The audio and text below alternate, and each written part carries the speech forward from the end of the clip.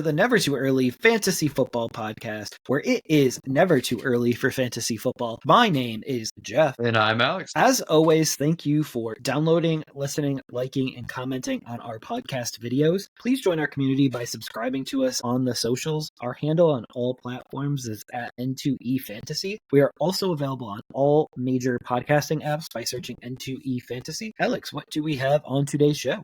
Today's episode of the Never Too Early Fantasy Football Podcast, we are doing part 1 of 2 of our post-draft breakdowns and analysis here. We're going to start this one with AFC. The next episode will be NFC. So we'll just briefly mention team by team who they drafted, and then we'll cover fantasy relevant guys, whether they're defense or mostly offense, because that's what we focus on. So we will also be incorporating news and notable undrafted free agent signings with each team as part of their analysis for the draft week. So we can start in alphabetical order with the Baltimore Ravens. They stayed put at their draft selection in the first round. They took cornerback Nate Wiggins. They took offensive tackle Roger Rosengartner in the second round, edge Adiza Isaac in the third round. Then they took Devontae Walker in the fourth round, wide receiver out of UNC. Cornerback TJ Tampa, running back Rasheen Ali, who a lot of fantasy people have been keeping an eye on where he goes. They took maybe a future backup quarterback in Devin Leary. They took a center and a safety at the end. And they also re-signed wide receiver Rashad Bateman to a 2-year extension. Jeff, what do you like about those picks, and what do you think about the Rashad Bateman extension? So Bateman extension is a little puzzling because I think he's underperformed, underwhelmed, underdelivered, all the unders here, including if I was betting on him, I would take the under on his yards and his touchdowns and all of that. But I do think Tez Walker does present a potential replacement for him. I don't know if he'll surpass Bateman in year one. I don't know if he'll surpass Bateman in his entire career, but I do like it. And then Rasheen Ali kind of is a replacement for losing the 2 running backs to the Chargers this year. So they lost Dobbins and Edwards to the Chargers. Kind of funny that they went in a tandem to the Chargers. But yeah, I think that they've replaced everything that they've lost. They've gotten better in the secondary. They've gotten better on both lines. And I think they are a Super Bowl contender at this point. And why would you sign Rashad Bateman to a 2-year extension? And I'm actually asking you, Alex, here. Why would you do it? They like him. That's really the only thing. They got positive feelings towards him. They took him previously in the first round several years back, and they still believe in the talent. It's never materialized, as far as I can tell. So I would have personally moved on. It's also more head scratching to me because Tez Walker out of North Carolina, he's basically the same guy. He's a little bit less of a route runner, but same questionable hands and same speed. So I don't get why you would draft Tez Walker and re-sign Bateman, because they kind of fill the same receiver spot for me. Baltimore hasn't been very good drafting wide receivers. That's why they've historically had to trade for him. I still like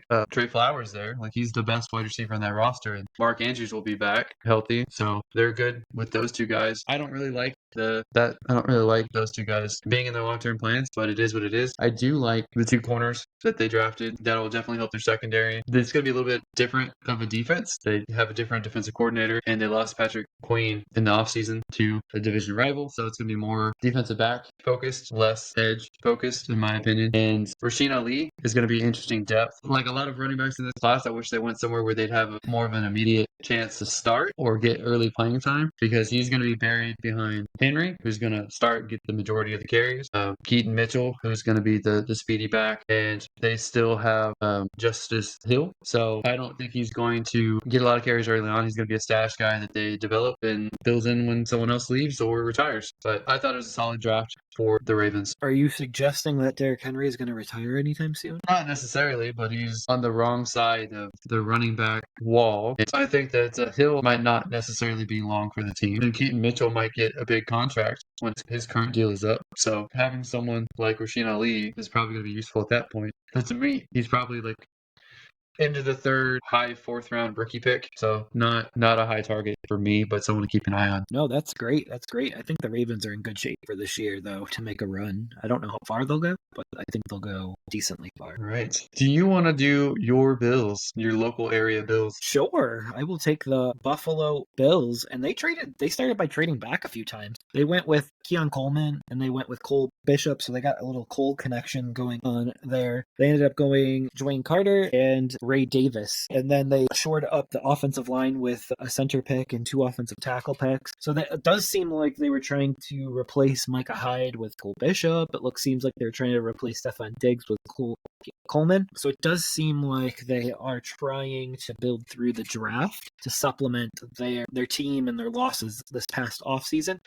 And I know that you had to add this note here because it's a very famous name, but they also signed undrafted free agent Frank Gore Jr. And I just believe that they made the best of their draft and they traded back to get more picks. And they should be able to continue to be in that Super Bowl bubble this year, even though folks will take them out of it. I like Keon Coleman there. He's not the same kind of receiver that Stephon Diggs was, but he's a pretty big target. And I think that he's going to be handy in the red zone as well as short to intermediate routes. I think he's going to balance well with the rest of the roster. I know he can take deep shots. I think this is going to be more of a move the chains offense, more so than deep bombs. I do like that, with the injuries to Damian Harris last year and a couple other running back injuries that they've suffered through, that they brought in someone like Ray Davis, who potentially could have been a starter in a couple of years if he went somewhere else, but he'll be a very good rotational back to mix in with James Cook. And I like Frank Gore Jr. I think if Frank Gore Jr. went to a bigger school, I think he would have been drafted and probably drafted where a lot of other running backs were. I always like the legacy, the bloodline players. I feel like they typically pan out more often than not. I like Frank Gore Jr. I think that at a minimum, he could have like a Zach Moss kind of career. And I don't think he's necessarily ever going to reach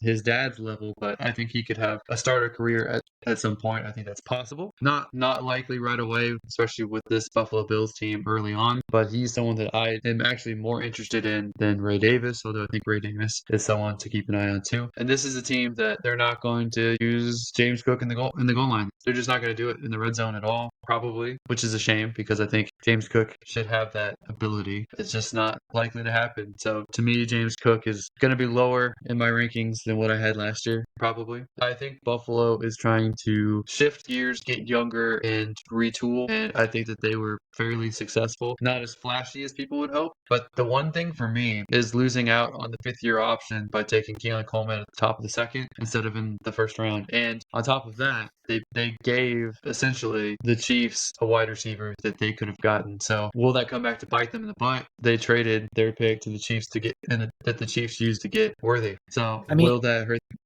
It could for sure, but I will say that I don't think they were looking at that type of wide receiver because they already have your Mac Hollins, your Curtis Samuels on the roster. So I think they're looking for a different type of wide receiver than what Worthy was worthy of. So if they play Kansas City in the playoffs and Worthy puts up the yards on them, their Buffalo's fans are probably going to be upset. If Keon Coleman has a good career, fans are going to be upset that there's no 5th-year option.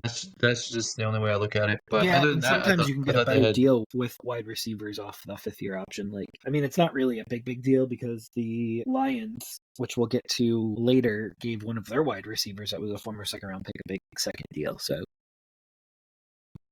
they were trying to retool more than anything. That will be next episode for the NFC. But overall, I give the Bills a passing grade, probably a B. Yeah, they checked all the boxes that they needed to in this draft. Whether it all pans out or not, that's only something that time will tell. All right, next we have the Cincinnati Bengals. I kind of like their draft. They were somehow able to get Amherst Mims, offensive tackle, 18th overall, and they addressed their interior defensive line twice with Chris Jenkins in the second and McKinley Jackson in the third. And they also got a sneaky good pick in the 3rd round with Jermaine Burton, wide receiver. I think that he could end up being like a really, really good wide receiver. For some teams, he could have been a 1 if it works out, but with this team, he'll be the new number 2 once they move on from Higgins. Because I think this basically signals that Higgins is gone after this year, or maybe before the year starts. I don't know yet. But I also liked Eric All. He's one of the tight ends that was on my list. They also addressed the defensive backfield with the cornerback and safety. They drafted a center and another tight end and an edge. So I thought that they addressed basically all of their needs, and I thought they got good value, especially with their first 5 or 6 picks here. So I really liked it, and I know that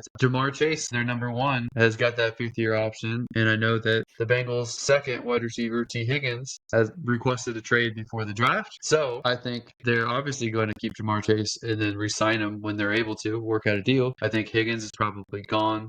Burton's going to be a really nice replacement for him. Jeff, how do you feel about all of this? I have a lot of thoughts about the Higgins part that you had just mentioned, and the fact that it does seem like they're going to keep him in the roster, on the roster, around the clubhouse. But it just seems like with him and one of their defensive players now asking for a trade out of Cincinnati, it just seems like this could be a recipe for disaster because this could hurt morale. And this, I mean, it could really tank how it is inside of the locker room. So I don't know how it doesn't have a hit to morale knowing that people don't want to be there. And a successful team is not a team that keeps people around that don't want to be there. So I don't really know what the end-all be-all solution is for T. Higgins, but I think that Jermaine Burton will become a good number 2. See my little Dr. Evil reference there. I just think that this could happen throughout the season because I don't see them tagging him again. And I'm not sure how much T. Higgins plays this year. We have a theory that tagged players don't play as hurt as they would if they were paid. So we'll see if that's the case here. Tanner McLaughlin, they need a tight end. They've always needed a tight end. They keep trying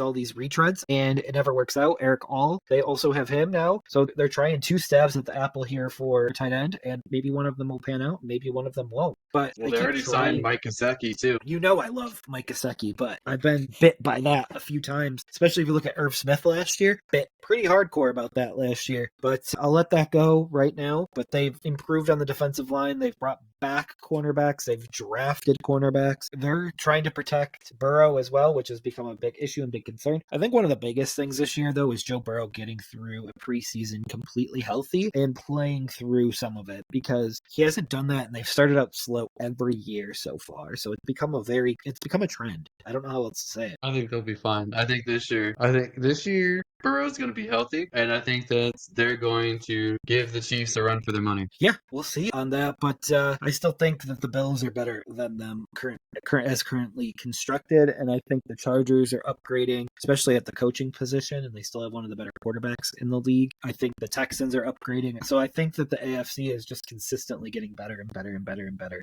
And I think Russ on the Steelers makes the Steelers better than they were last year.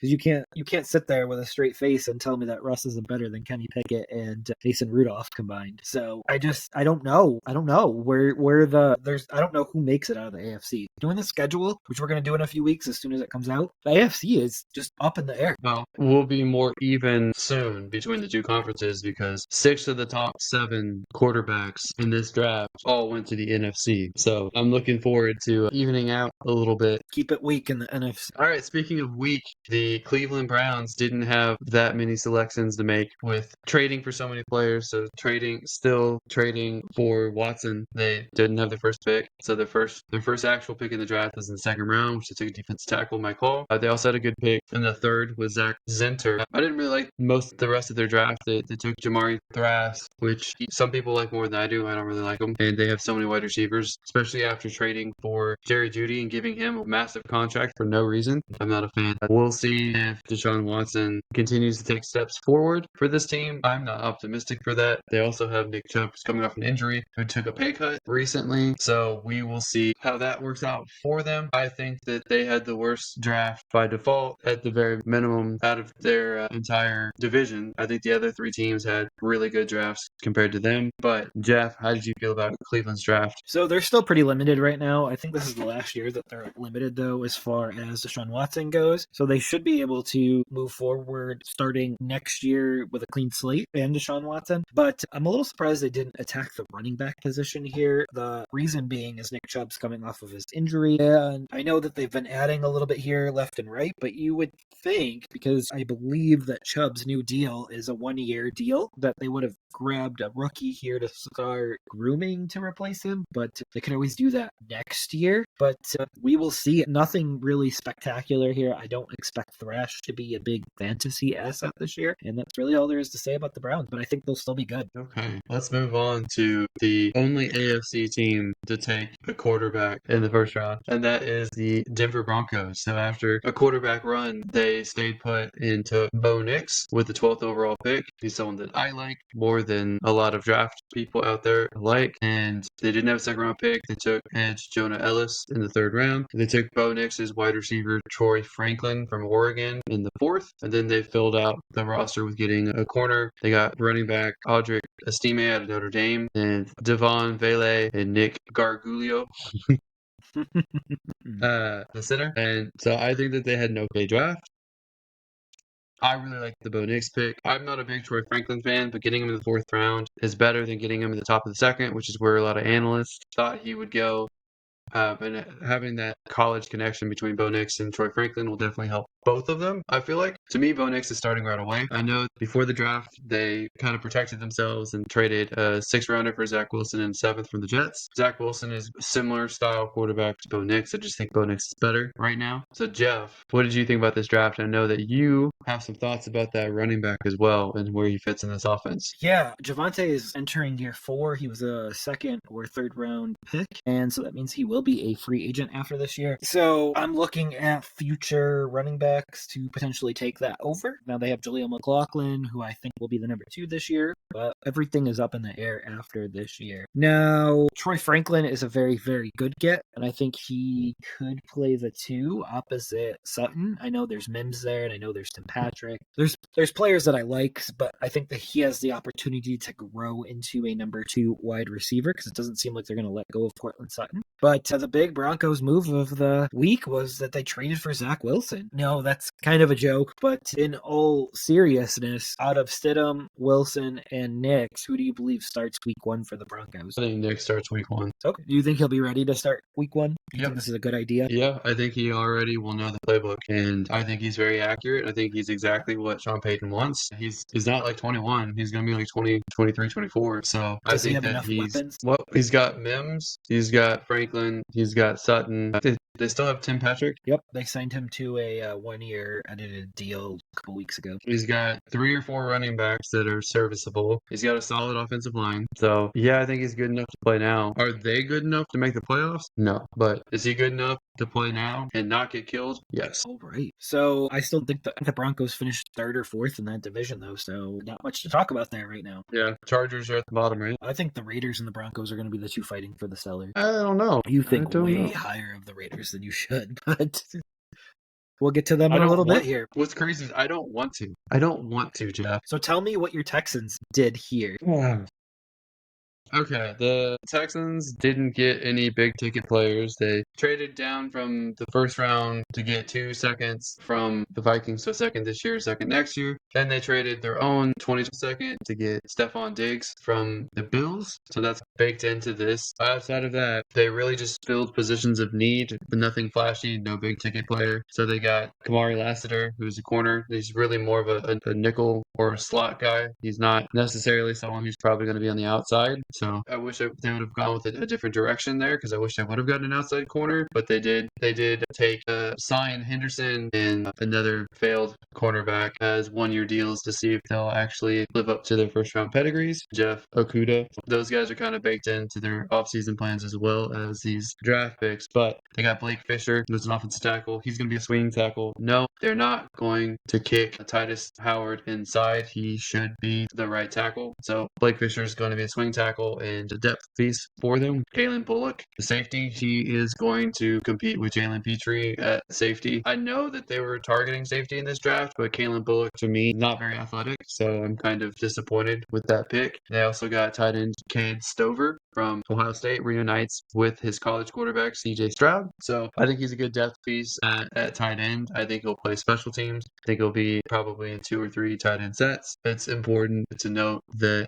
Brevin Jordan is on the last year of his deal, probably won't be resigned. I don't think Tegan Quitoriano is very good, so I don't think he's going to be long for this team either. So I can see them move forward with 3 of those guys and move on from Tegan or move on from Brevin if they can get compensation for Brevin. And everyone else is more depth or special teams. They got a linebacker, they got a running back that wasn't on my radar at all, edge, defensive tackle, and guard. None of these guys were really big on my list, so I'm a little disappointed there. Seems like Nick Caserio, the general manager with the Texans, was a one-hit wonder for last year, and I really hope this year's good too, but I'm not optimistic about, it being a huge hit. Obviously, the big news for the Texans is just when they thought they were getting Tank Dell back, he got some gunshot wounds from going to a nightclub in Florida. He wasn't involved. He was a bystander and got clipped, but it seems like it's minor and he'll be all right. It's just frustrating to even hear about him being in the news when I want him to be healthy. Jeff, what do you think of the Texans draft / offseason so far? So draft, I think, went pretty status quo, but you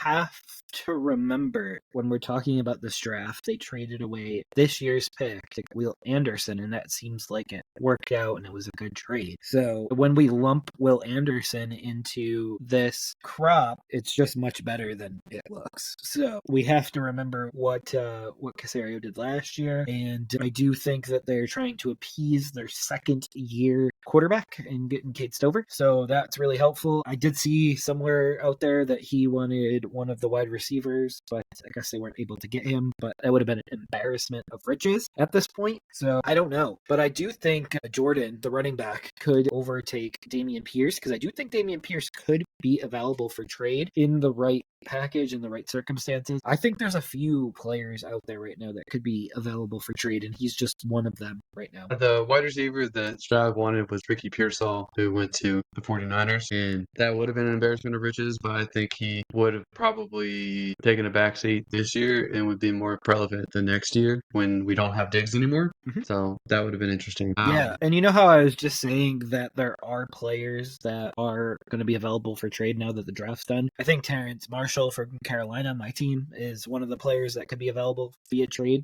because they just don't have enough roster spots for him anymore. So players like that, they could be forced out and just available for trade just for those reasons. Okay. All right. Next, we got the Indianapolis Colts. They got a great edge rusher in Latu. He ought to be a good pass rusher, and they have Adonai Mitchell, who should be the number 2 or the number 3, Alex. I guess that's a really good question right here. Is he the number 2 or number 3 in this offense right now? I think he's number 2. So you think he passes Josh just like that? Yep. Okay. Josh goes downs the charts, the depth charts, that is, of course. I think they're going to do a lot of 3 wide receiver sets anyway, so I think it'll be fun. So they also bolstered the offensive line, which is going to only help Anthony Richardson. And then they also went out and got another wide receiver in Anthony Gold. Anthony to Anthony connection there, perhaps? He's definitely a fast wide receiver, and if Alec Pierce continues to disappear down this roster, he could probably take his spot. But I think of him more as like a deep threat right now, and I can't imagine him passing Pittman, A.D. Mitchell, or Josh Downs, but he'll definitely be a rotational deep threat. Just so we're on the same page, Alec Pierce has 3 years left on his deal. How did he sign a deal all the way to 20? So 2 years left on his deal to 20. How does he only have 2 years in the league? It feels like he's been around for a lot longer than that. Maybe I'm just sick of hearing about him.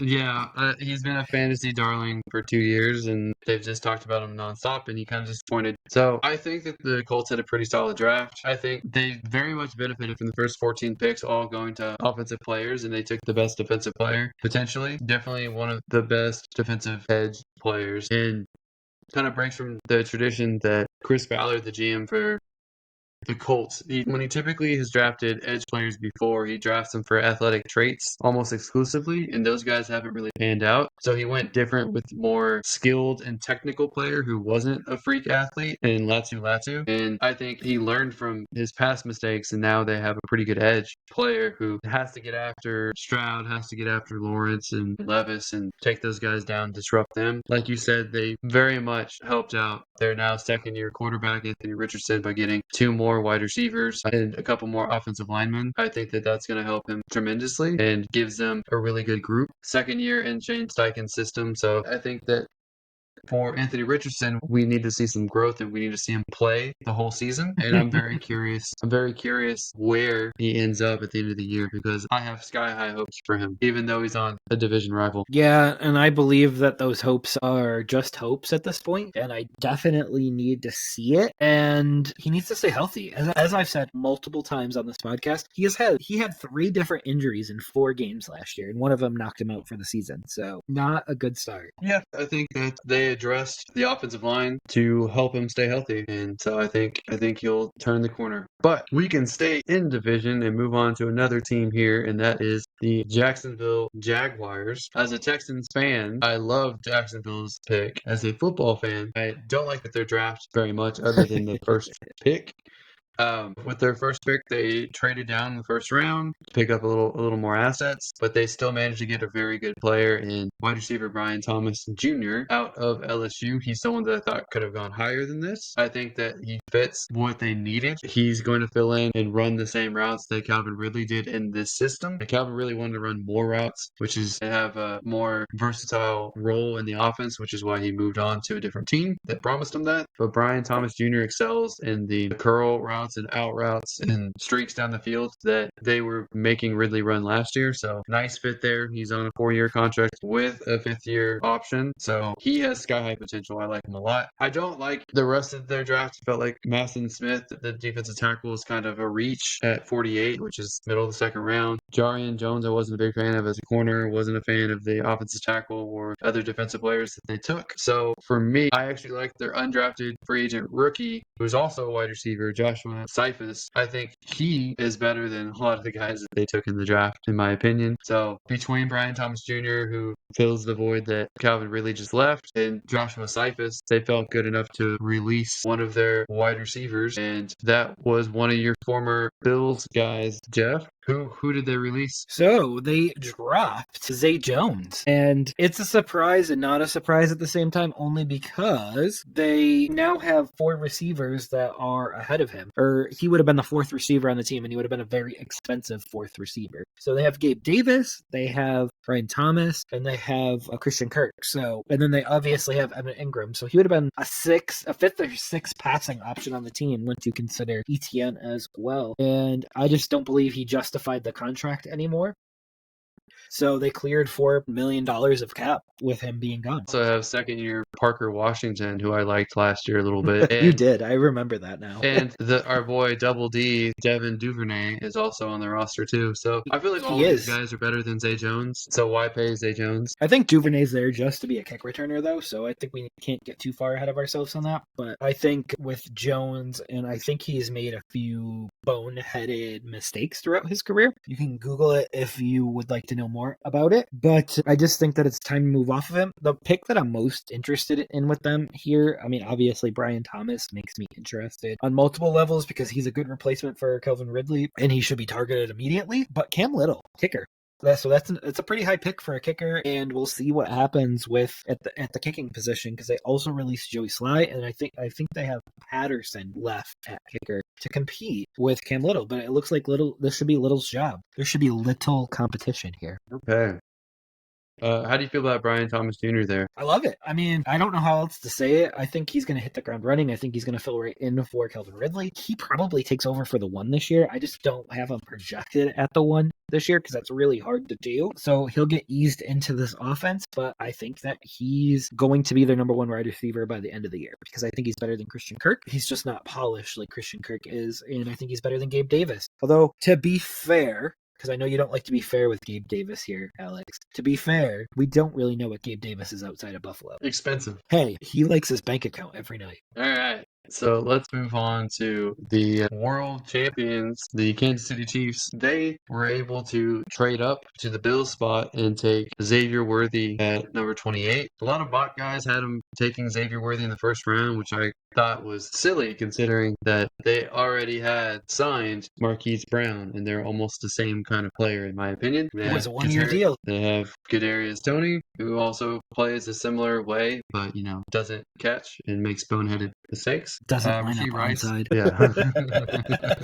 Rasheed Rice probably going to have a suspension, so felt like they needed to take the wide receiver. But interestingly enough, in the second round, they took the offensive tackle Kingsley Samatia that people had pinned for them in the first round, so it seems like they were able to get good value. They took another tight end, so they now have 4 tight ends on the roster, and Jared Wiley, that's someone that people were targeting in fantasy as well out of TCU. He could be the heir apparent to Kelsey, although they just gave Kelsey another 2-year extension, and then they were able to address corner with Jaden Hicks. They also continued to address O-line with Hunter Norzad, and they just tripled up at O-line and took a couple defensive backs. They did trade away Snead, so they did need to bring in another defensive back. I think this was a solid status quo draft for them. They addressed their biggest needs, and they continue to stay on top because of that. I personally am not a huge fan of Xavier Worthy, but it's hard not to get excited for anyone that goes to Kansas City, but we've seen it before not work out in most cases. So I would keep that tempered. Clearly that yawn was for their wide receiver pick, but I like it because he doesn't need to produce year one. They don't need him this year. They have Rice and Brown that will take the lion share of the workload there, and they'll also have Kelsey. So I like it for that purpose, but after year one, he might get enough seasoning to be ready to go year two. Worthy opposite Rice, that might be a 1-2 combination that's pretty lethal after year one. It could be. They're two different style receivers, so they bring different things to the offense, and it's exactly Worthy what could be good. He could be worthy of this pick. I need to stop with the puns, but yeah, I think Kansas City is in good shape to three-peat, and I know that makes you regurgitate in your mouth a little bit there, Alex. Yeah.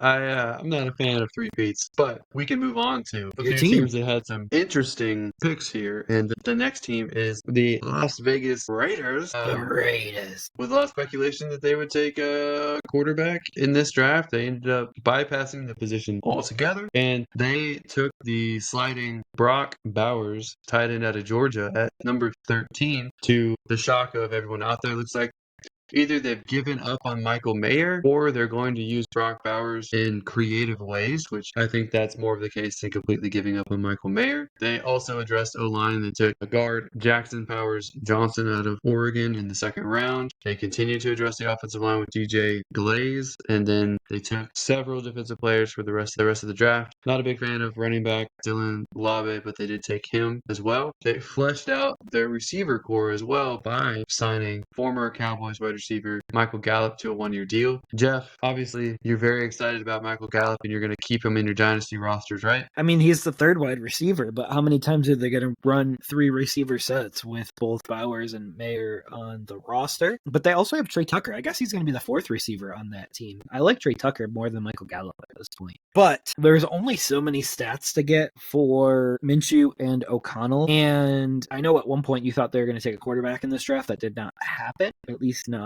the way that you thought that it could happen with Michael Penix. But so it'll be really interesting to see where those stats get distributed, where the pie that I like to call the pie here, and who's going to be the starting quarterback, because I do believe that Gardner Minshew has a higher ceiling for those weapons than Aiden O'Connell does, but Aiden O'Connell is the less mistake-prone quarterback here. So it will be really interesting to see which way they go. One thing that really surprised me about the Raiders was they did not address their running back spot early enough in this draft. So I don't know who LeBoot is, but I just see with Madison and Zamir White, like I still don't really know who's going to be the one out of those two. I know people think Zamir White, but Alexander Madison was just coming off of a year where he got an extension from Minnesota where they thought he was the guy. So I think there's a stat pie here that is going to be really hard to break up. Well, I think Aiden O'Connell's the starter, and I think Zamir White's the starter. Gardner Minshew can't throw it deep to save his life. He's very limited. That's not the way that the Raiders' offense is. The Raiders' offense isn't dink and dunk.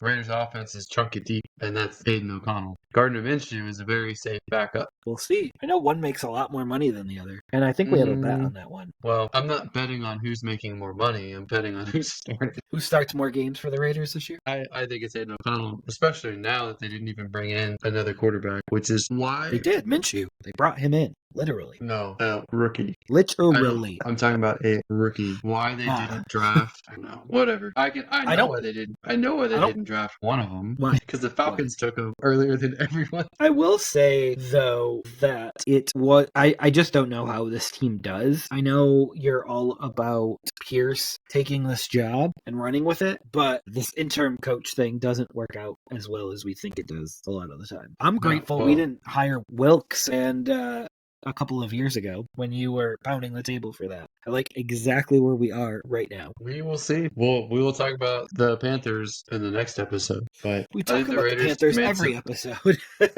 I think the Raiders made some interesting moves, a little bit unexpected, but I like it.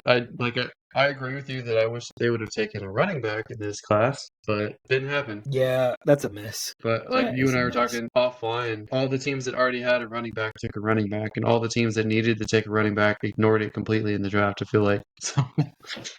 Do you It think is what that's it is. because that the teams that didn't need it took them and they didn't want to overdraft a running back I don't know. and they kind of got stuck in that pattern? I think I don't know some either. teams plan ahead and others don't. But It's clear. we can move on to the next team in that division, and that is the Los Angeles Chargers. Oh, we should have picked the boring pick, Jeff. We should have picked Joe Alt at number 5 for the Chargers because that is in fact what they did. They couldn't get anyone to trade up for that pick, so they went ahead and took the tackle. But I am thrilled that they got Lad McConkey in the second round. He's immediately their wide receiver 1, in my opinion. And to me, in rookie drafts, he should be the wide receiver 4 already. So I like him a lot. Of course, Harbaugh couldn't help himself and got a couple Michigan players on this roster. So linebacker junior Colson in the third round, and of course Cornelius Johnson at the end of the draft, wide receiver. But they also took another wide receiver, Brendan Rice, who I liked, but wasn't very exciting. The team's kind of the boring, good but doesn't flash kind of player. He met with them a few times and they really liked him. So I think Ladd and Brendan Rice immediately become the 1 and 2 for this team. I don't think Trey Palmer is long for the team, and Quentin Johnston to me won't start maybe ever for this team because he seems like a colossal bust. You hate They've him so much. they fleshed out their defense a little bit. They got a defensive tackle and 2 corners. The better one to me would be Cam Hart. So I think that they did well to address what they could without being able to acquire all the additional picks for trading out of 5. But I think Harbaugh did pretty solid in this draft. Jeff, why were you shaking your head at Lad McConkey? I wasn't shaking my head at him, but you're already ready to write off Quentin Johnston, and that is blasphemy because you have sat here on the podcast multiple times stating that we need to give some of these wide receivers time. And I think he deserves that time, the same exact time that you've been saying for Jalen Hyatt and everyone like that. But he's going to be depended on at a high clip this year, much higher than I think people were anticipating this early in his career. But they can't move off of him. So Harbaugh needs to coach him up this year, and that is going to happen. I have different thresholds for players based off where they go. If they're a first round pick, Based on how much you you better like be them. ready to play right away. And Quentin Johnston wasn't. Jalen Hyatt was a third round pick. I don't have the same high expectations. When they're in the third round, I expect more development is needed. When they're in the first round, I expect almost no development is required at all. They should be ready to go now. And Quentin Johnston was not. He was a bust at the time of the pick. He was taken purely based off of his size and athleticism and not based off of game film because he cannot catch the ball. He catches, when he does catch, it's this. Every single catch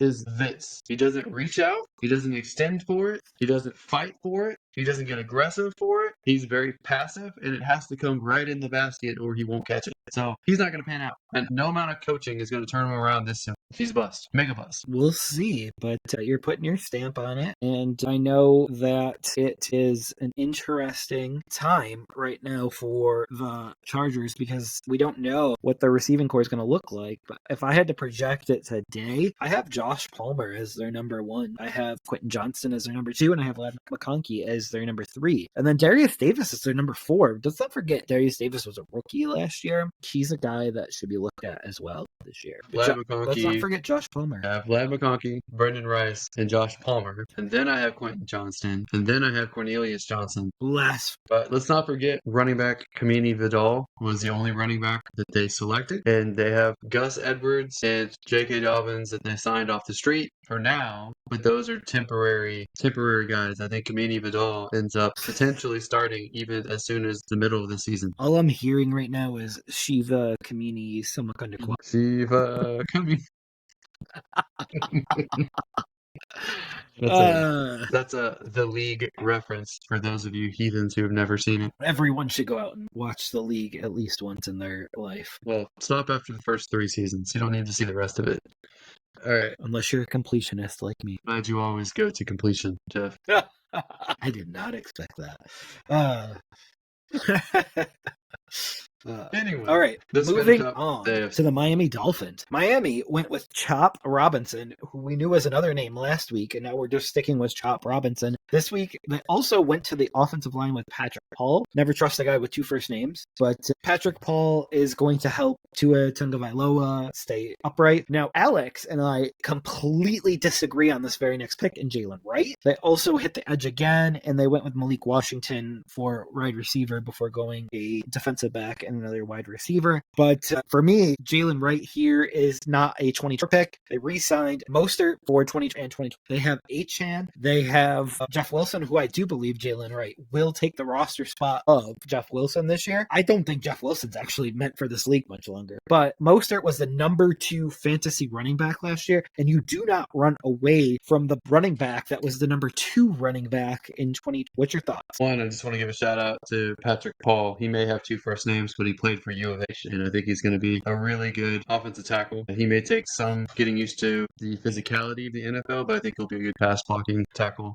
for Tua. I actually thought Miami had a really good draft. They're one of the better drafts in my opinion, getting 2 edges with Chop Robinson and Mohamed Kamara, and they got both Washington last name wide receivers. So I like Malik more, and he was drafted first. Taj could be okay as well. But when it comes to Jalen Wright, I think that you're right that it's going to be Jeff Wilson that's the first to go. And I think that Mostert will still have a role in the offense. But I think assuming he's healthy, it will be Achan as the 1, Mostert as the 2. Jalen Wright, he needs a little bit of a year to develop a little bit more. But I think next year, Wright will knock Mostert out. So this is Mostert's last year of relevance, in my opinion. Well, to be fair, he hasn't had many years of relevance because of injuries and such, but he was as healthy as he ever was last year, which is actually a little bit surprising. But yeah, so I just we'll hear see Toby Keith. He's as good once as he ever was. That is correct. So we'll see what happens there. Right. So surprisingly good draft for Miami. Wasn't expecting it, but we can move on to another team in the same division I thought was surprisingly good as well, and that is the New England Patriots. There's a lot of stories coming out that they turned down multiple attempts for teams to trade up to the 3rd overall pick, and they liked Drake May so much they told all of them no and ran that pick in with 5 minutes to go on their clock to go ahead and take Drake May, which tells me that Drake May was probably top 2 quarterback for most teams in the league, and they also rookie quarterback, top 2 rookie quarterback in the draft. I don't think everyone was as into Jaden Daniels as the Commanders were, but anyway, they then surrounded May with offensive linemen and receivers, as well as a tight end, Jaheim Bell, who I like higher than his 7th round selection. So I thought they did a surprisingly good job in this draft, and I also think that it's going to be interesting to see how these wide receivers play out for the Patriots, because now they have Demario Douglas, who was a darling for people last year. They have Juju Smith-Schuster, who probably they can move on from at some point. They just signed KJ Osborne before the draft. They have Kendrick Bourne. They had Keyshawn Boutte as well. So now they have Jalen Polk and they have Javon Baker. So I'm very curious how that shakes out. To me, I think Jalen Polk and Javon Baker are instantly the 1 and 2 as far as talent goes. I think KJ Osborne could beat out Juju Smith-Schuster. I think Demario Douglas is probably better than Kendrick Bourne and Keyshawn Boutte at this point. So I'm very curious how this pans out. There's also Taquan Thornton as well. So they have a lot of wide receivers, and I don't know who else is going to make this roster. So Jeff, how do you think this plays out? They have 9 wide receivers on my sheet right now, which is ridiculous, which also tells me that they want to flush out the Bill Belichick era of wide receivers, because I think Thornton and I think Boutte are long gone here. Reagor is an interesting one. Osborne's an interesting roster bubble. I know we have league mates that are big on KJ Osborne, but I think he's on the roster bubble. I think Smith-Schuster is. I like Bourne. I think Bourne was having a heck of a year last year with Mac Jones before he went down with a torn ACL. We'll see how he can recover from that. He did re-sign on a 3-year deal. I believe it was a 3-year deal with New England. Demario Douglas. I love Demario Douglas, and we'll see what happens with him here. I believe he had a season-ending injury as well, so we'll have to watch and look at what ends up happening with him. But I don't know who their number 1 is to begin the year. I think you're going to say Jalen Polk, but I'm not really positive on that one either. So I think they keep 6 of those 9. They'll probably keep Polk and Baker because they just drafted them, and then they'll probably keep Demario Douglas and Kendrick Bourne, and then they'll keep KJ Osborne. So then it's going to be between Juju, Jalen, or Keyshawn, and I agree with you. I think Taquan Thornton is probably gone. unless they see him as a kick returner with the new kick return rules. That's the other thing. I think that 6th spot could go to whoever they think is a kick returner. And that could be Demario Douglas at this point, too. So, I mean, that's not out of the equation at this exact point. And it could be Javon Baker at this point, too. So, I think and they also have Antonio Gibson that can return kicks. Let's not forget, Washington designated him to start returning kicks after he lost the starting job. And he's not going to be the starter over Ramondre Stevenson. So, and he could play receiver too. So let's not forget, if they keep 6 receivers and 3 or 4 running backs, they would technically have 7 receivers at any point because Gibson could play receiver. So it's going to be interesting how Drake May develops. Does he start day one? Do they start Brissett over him? Which of these wide receivers they pick? How they use Ramondre Stevenson? Is he going to be de facto number 1, 3 down back? We'll see. It seems like they probably will go that direction though. So they also, your favorite selection, they took another quarterback, Joe Milton, with a pick as well. Joe Milton's, I believe, 25 already, or will be. And he's got all the physical traits, but none of the touch, none of the accuracy, none of that. So do you think that's a good decision to take another quarterback? What do you think of the Joe Milton? I mean, in a weird way, this feels like the RG3 Kirk Cousins of it all. But as you had said offline, that this is a good value pick. And they have their 3 receivers, which makes Bailey Zappi available. And I do believe Bailey Zappi is a valuable backup quarterback in this league. So they should be able to get something for him, lower round draft pick for Bailey Zappi. And then also on top of that, I do believe Jacoby Brissett will start the season. I don't know if it's 4 games, if it's 8 games, if it's half the season before they move over to Drake May, but that is what looks like will be happening at some point next season. I think it's more insurance, and I think he'll be a really good backup or potentially someone that they can trade. But I think Drake May is the guy, and I think they're gonna stick with him. And it's not a given that Joe Milton stays on the roster. Okay. Well, we can move on. You don't think he's going to stay on the roster at this point? I don't think it's a given that Joe Milton will stay his full contract. Oh, okay. Okay, got you. Just wanted to make sure we're clear. Yeah, I think he'll stay this year. And depending on his development will depend on how long he stays. But, I mean, he could obviously have a good preseason game, and they could dangle him in trade conversations too. So You're not wrong. You're not wrong. There's an NFC team that might have some trade conversations around a quarterback, but we'll get to that a little bit later. The Panthers, right? Maybe. All right. We got 3 more teams for the AFC, so we can move on to the New York Jets. And they started with the 10th overall pick, traded down 1 spot with the Vikings so they could pick up an additional pick, and they took Fashanu, the offensive tackle, and that is the guy that you had pinned for their selection in your mock. So they took your guy there. They took Malachi Corley, wide receiver, in the 3rd round, and that's somebody I really liked in the draft process. So I think his skill set blends in well with the other 2 guys there. So obviously Garrett Wilson's the number 1. They signed Mike Williams, formerly the Los Angeles Charger, to be the number 2. I think Malachi Corley comes in as an excellent slot player. He might be able to play inside out as well. So I think that they're really good receiving options for Aaron Rodgers, and they got Fashanu, like I said, in the 1st round to be a really good developmental tackle or swing tackle, or maybe even start at guard and then become a tackle when one of the older guys that they signed in the offseason retires or they move on from them. So good way to start off the draft with those 2 selections. They also got Braylon Allen, which to me is interesting enough because he reminds me of AJ Dillon with Green Bay. So that's kind of funny that they brought in someone like that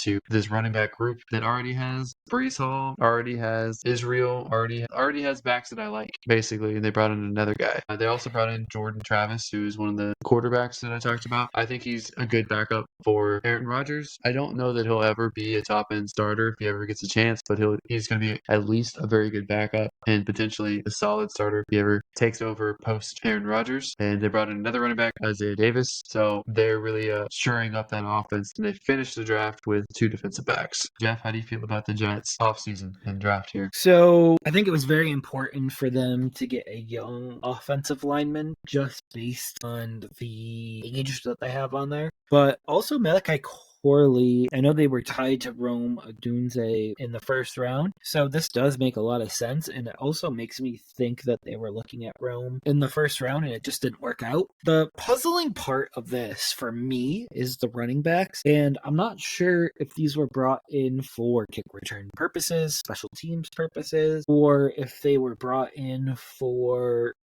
because I don't see Brees Hall ceding any of the work to anyone other than Israel here. So these might be two wasted running back picks, or this could be a signal that they're not going to re-sign. I don't really know where they're going with this. But Jordan Travis is an interesting name to bookmark. It's not a name that we want to draft this year. Yeah. Well, maybe even in rookie drafts, you could grab him in the last pick. But he's a guy that could take over for Aaron Rodgers the minute that Aaron Rodgers decides to leave for the team, or leave for retirement, I guess is the best way to put that. And I believe that will happen in the next 2 seasons, but we'll obviously see on that. And basically, so you bookmark him, and I know we just went through the Zach Wilson nightmare, and now he's a Denver Bronco, but there is not going to be a ton of pressure put on him at this point because of where he was drafted, and he'll actually have a year to sit and no pressure to start. So he's already starting ahead of where Zach Wilson would have started previously. I think that's fair. Okay.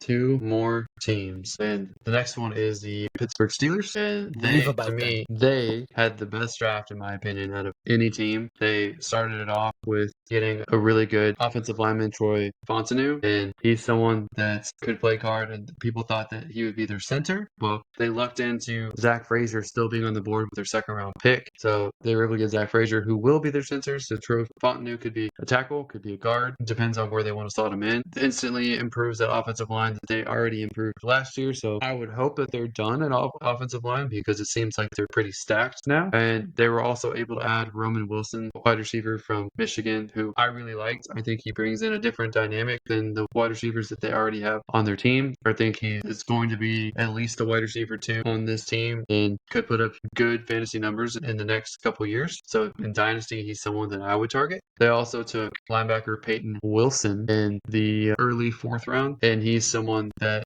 could have gone at the end of the first or top of the second. So really, really good value. I think they lucked out tremendously here. They were also able to grab a 3rd offensive lineman, Mason McCormick, a guard. I think he's someone that people thought would be into the 2nd round, top of the 3rd. So getting him is incredible. I don't know that much about Logan Lee, the defensive tackle, or Ryan Watts, the cornerback that they got, but the first 5 guys they got just out of the park. I give them like an A+ for this draft, obviously assuming they all work out as I think that they will. The other news for the Steelers, obviously we know at this point that they have Russell Wilson and Justin Fields at the quarterback position. They declined Justin Fields' 5th-year option, which is smart right now. Maybe he'll play well when given a chance and earn a contract, but it doesn't make any sense to commit that kind of money to him at this point. Jeff, how do you feel about the Steelers offseason and their draft? So, I hate to say that I was a little bit right on Justin Fields, and by saying that I hate to say that I was a little bit right, I actually love it a lot. So there is that.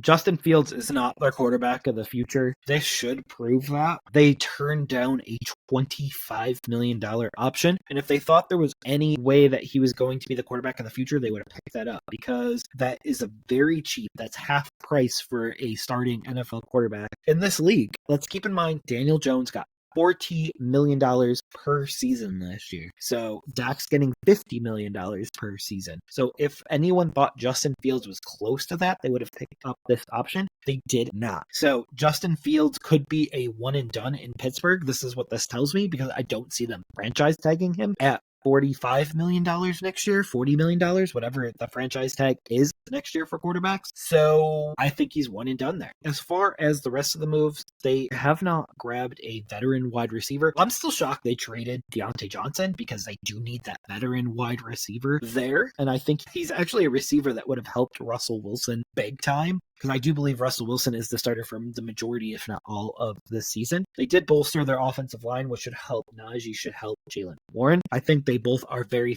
fantasy relevant. I think they're both in the running back 2 conversation. Rome Wilson might take a year or 2 to develop, but he's now there in Pittsburgh, and he will be behind Pickens, and he'll be behind probably Calvin Austin his first year. And I know they were flirting with Tyler Boyd at one point. They also have Van Jefferson, so he will have some time to develop and get onto the field. And I think Pittsburgh will finish 3rd in their division right now, maybe 4th. I don't know. I think there's a chance that they could finish 1st or 2nd, in my opinion. So I'm a little different there than you. I mean, if their offensive line pans out, if these defensive selections pan out, if Russell Wilson or Justin Fields is better than Mason Rudolph and Kenny Pickett, I think that there's a good chance that they could potentially win this division. I mean, I like Joe Burrow and the Bengals. He's going to be. Yeah. I don't think that the Ravens are going to be top of their division. So I think it's between the Bengals and Steelers, in my opinion. We will see there. I don't know for sure there. Okay.